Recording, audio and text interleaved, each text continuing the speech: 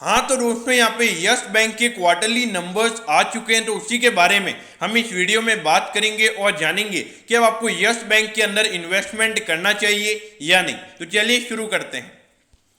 तो देखिए सबसे पहले तो यहाँ पे यस बैंक के शेयर होल्डर्स के लिए एक अच्छी खबर है, क्योंकि यहाँ पे बैंक ने प्रॉफिट रिपोर्ट कर दिया है और जो टोटल प्रॉफिट निकल कर आया है वो है 206 करोड़ का, जबकि पिछले क्वार्टर में बैंक ने 3787 करोड़ का लॉस रिपोर्ट किया था। तो देखिए इतने हाई लॉस से अगर आप देखोगे, अगर बैंक इतने प्रॉफिट में आया है तो एज अ शेयर होल्डर आपको खुश होना चाहिए। अब अगर ईयर ऑन ईयर बेसिस पर अगर हम बात करें, यानी कि पिछले साल के अप्रैल से जून वाले क्वार्टर से अगर हम कंपेयर करें, तो उसके कंपैरिजन यहाँ पे पिछले साल बैंक ने 45 करोड़ का प्रॉफिट कमाया था और अभी 206 करोड़ का प्रॉफिट यहाँ पे बैंक ने कमाया है, यानी कि 5 टाइम यहाँ पे यस बैंक का प्रॉफिट हुआ है। अब इसके पीछे का रीजन क्या है? क्योंकि अगर पिछले क्वार्टर में बैंक ने इतना लॉस रिपोर्ट किया और इस क्वार्टर में कोविड का सेकंड वेव भी था, फिर भी यहाँ पे बैंक ने प्रॉफिट अच्छा रिपोर्ट किया है। इसके पीछे का रीजन क्या है? वो ये है, यहाँ पे बैंक ने प्रोविजनिंग कम की है। ये देखिए पिछले क्वार्टर के मुताबिक यहाँ पे बैंक ने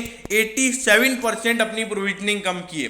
देखिए पिछले क्वार्टर में बैंक ने 5000 करोड़ की प्रोविजनिंग की थी और अभी ये नंबर 644 करोड़ पे निकल कर आ गया, यानी कि 4500 करोड़ की प्रोविजनिंग यहाँ पे बैंक ने कम की है। और उसके मुताबिक अगर आप देखोगे तो जो प्रॉफिटेबिलिटी यहाँ पर होनी चाहिए, तो उसके मुताबिक उसकी वजह से जो प्रोविजनिंग यहाँ पे बैंक ने कम की है, उसकी वजह से हमको ये प्रॉफिटेबिलिटी यहाँ पे ज्यादा नजर आ रही है। अब बैंक ने प्रोविजनिंग कम क्यों की है, इसके पीछे का रीजन जानते।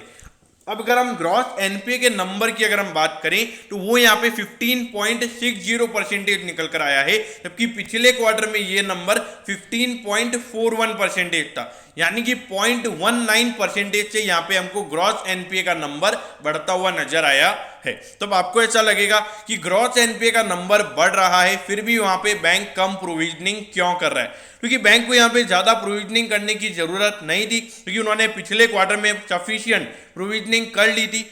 अभी इतनी प्रोविजनिंग करने के बाद इनका जो नेट एनपीए का नंबर है वो निकल कर आया है 5.78%, जबकि पिछले क्वार्टर में ये नंबर 5.88% पे था, यानी कि 0.10% से यहाँ पे कंपनी का जो नेट एनपीए का नंबर है वो कम हुआ है।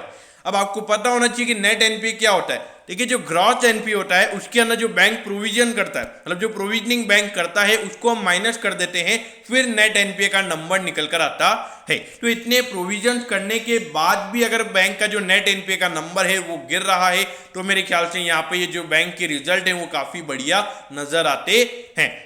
तो एज अ शेयर होल्डर आपको यहाँ पे खुश होना चाहिए। अब देखिए यहाँ पर यस बैंक पे वैल्यूएशन के यहाँ पर अगर हम बात करेंगे नहीं, क्योंकि हमें सभी को पता है कि अभी यहाँ पे वैल्यूएशन निकल कर आएंगे नहीं, क्योंकि यस बैंक ने पिछले क्वार्टर में लॉस रिपोर्ट किया था। अब ये देखिए इससे पहले का अगर आप लॉस देखोगे तो वो था 16,000 करोड़ का लॉस पिछले साल, फिर भी 3,500 करोड़ का लॉस था। इसमें जो लास्ट वाला क्वार्टर था उसका बड़ा मेन रोल वहां पे हमने देखने को मिला था। अब यहाँ पे 13.05 पे यहाँ पे यस बैंक का स्टॉक अभी ट्रेड हो रहा है। ऑल टाइम हाई की तो हम यहाँ पे बात भी नहीं करेंगे, क्योंकि उसके बाद जो फर्दर पब्लिक ऑफर इसका यस बैंक का आया है उससे यहाँ पे ऑल टाइम हाई जाना तो इसका बहुत ही मुश्किल है, क्योंकि जो 50,000 करोड़ के शेयर्स इन्होंने ओपन मार्केट में इश्यू किए थे, इसलिए यहाँ पे वो चीजें तो मुझे यहाँ पे होती हुई नजर नहीं आ रही है। अगर होता भी है तो कभी 10-15 साल बाद 200 रुपए का स्टॉक ये हो सकता है, अगर बिजनेस अच्छे से चलता है तो। अब यहाँ पे जिन्होंने यस बैंक के अंदर इन्वेस्टमेंट कर रखा है उनका क्या व्यू होना चाहिए, मतलब उन्हें क्या करना चाहिए? देखिए मेरे ख्याल से यस बैंक के अंदर अगर आप इन्वेस्टेड हो या इन्वेस्ट करना चाहते हो तो कम से कम 3 से 4 साल का, अब वो 3 से 4 साल भी ऐसा नॉर्मल पीरियड, वहां पे कोई भी कोविड का सेकंड वेव या थर्ड वेव वो नहीं होना चाहिए, तब मैं आपको बोल रहा हूँ 3 से 4 साल का। क्योंकि देखिए जैसे यस बैंक डूबा था तो वहां पे वापस से कोविड आ चुका था और उसके बाद से वो नंबर्स और ज्यादा हो गए थे।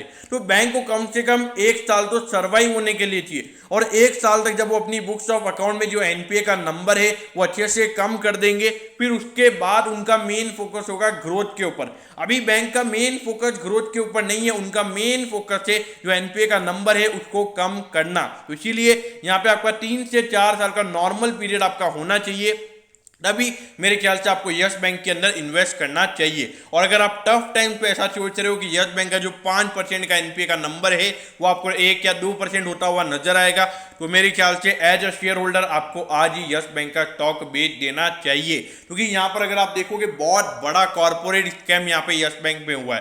तो ये ऐसा नहीं है कि यहाँ पे जो बैंक अभी अगर हम देखें तो पिछले 1 साल से बैंक यहाँ से चल रहा है वो एकदम जीरो लेवल से स्टार्ट हुआ है। तो इतने साल से यस बैंक की जो लीगेसी बनी हुई थी वो पूरी वहाँ पे टूट चुकी थी। तो इसीलिए हमें ये समझना होगा। तो इसीलिए अगर आप को ये चीज़ें समझ में आती है तो ये आपने इन्वेस्ट करना चाहिए, वरना मेरे ख्याल से कोई अगर आपको बोल रहा है कि इन्वेस्ट कर लिया तो ऐसे वैसे इन्वेस्टमेंट मत कीजिए। तो दोस्तों मैं होप करता हूँ कि यस बैंक के नंबर्स के बारे में आपको सब कुछ पता चल गया होगा। अगर आपकी कोई भी क्वेरीज है तो आप कमेंट कीजिए, मैं जरूर आपके कमेंट पर रिप्लाई करूंगा। ओके दोस्तों, thank you, have a nice day.